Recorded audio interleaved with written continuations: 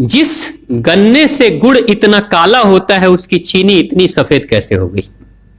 Chemicals उसमें डाले जाते हैं। और मैं एक चीनी मिल के अधिकारी जो मैनेजर है, मैं उनकी बात आपको बता रहा हूं। उन्होंने कहा कि मुझे लगभग 12 साल हो गए चीनी मिल में काम करते हुए, और जब से मैंने काम करना शुरू कर दिया चीनी मिल में, तभी से मैंने घर में चीनी लाना ही बंद कर दिया। मैं तब से अपने बच्चों को चीनी खिलाता ही नहीं हूं, जबकि नौकरी से सैलरी वहीं से मिलती है, मगर चीनी नहीं। मैंने कहा कि आखिर कौन सी घटना घटी जिसके कारण से आपने ऐसा किया? तो उन्होंने बताया एक छोटी सी घटना कि चीनी मिल में जो ये पानी निकलता है ना, चीनी के बनने के बाद उस प्रोसेसिंग में जो पानी निकलता है, उस पानी में वो सारा केमिकल भी मिक्स रहता है, और उस पानी को चीनी मिल वाले लोग अक्सर एक टंकी में जमा करके रखते हैं। ये सभी चीनी मिल वालों के पास में होता है, आप भी कभी जाएंगे तो आपको भी पता चलेगा। वो टंकी में वो पानी रखा जाता है, लेकिन रोज रोज प्रोसेसिंग हो रहा है, रोज चीनी बन रही है, रोज बहुत सारा पानी आ रहा है, तो आखिर कब तक? एक टंकी की क्षमता है ना, कितने दिनों तक वो टंकी खाली रहेगी? भर जाती है, भरेगी तो फिर क्या करेंगे? खाली करना है। तो क्या किया था चीनी मिल के लोगों ने? सोचा कि छोड़ो ना, अब कहां जाएंगे उसको फेंकने के लिए कहीं दूर, क्योंकि अब उतनी बड़ी टंकी जिसमें हजारों गैलन पानी है, उसके लिए ट्रांसपोर्ट में कितना खर्च आएगा, तो बेहतर होगा रात के अंधेरे में कहीं खेत में डाल देते हैं। क्योंकि जनरली फैक्ट्रियां तो होती हैं ऐसे ही बिराने में, तो कहीं डाल देते किसी खेत में, क्या पता चलेगा पानी है कि चीनी मिल का पानी है, क्या है। तो ये सोचकर मैनेजमेंट वाले लोगों ने रात में ही उस पानी को खेतों में छुड़वा दिया, और नतीजा यह हुआ कि उस खेत की सारी फसल जल गई, मिट्टी बंजर हो गई। और जब किसान पता करने लगा कि आखिर क्या हुआ मेरे खेत में, जब चेकअप कराया वो मिट्टी का, तो पता चला कि इसमें तो चीनी मिल का जो वेस्ट मटेरियल है वो डाला गया है।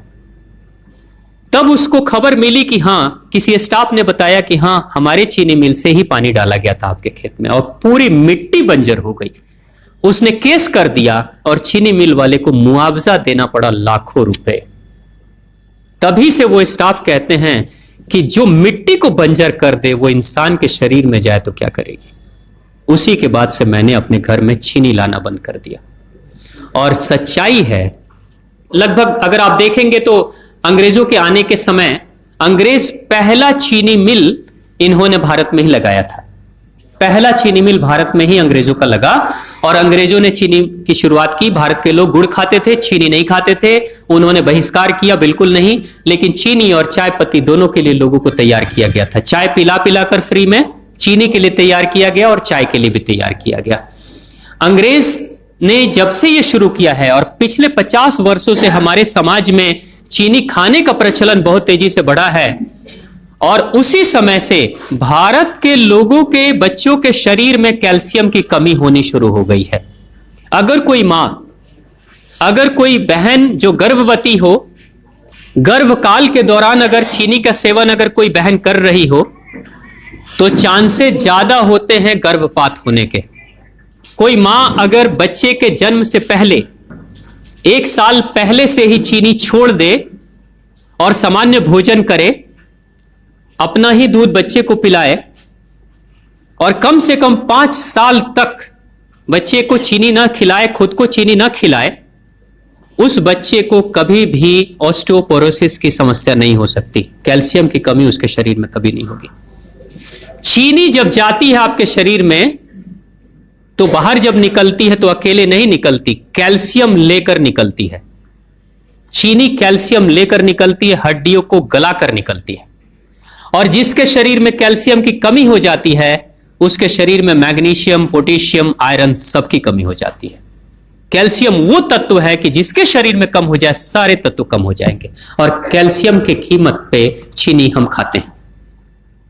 भारत, पाकिस्तान, बांग्लादेश, नेपाल, ऐसे कुछ देशों के अलावा दुनिया के बहुत सारे ऐसे राष्ट्र हैं जहां चीनी का इस्तेमाल ही नहीं होता। आज भी चीनी खाते नहीं, बहुत सारे देश नहीं खाते बिल्कुल।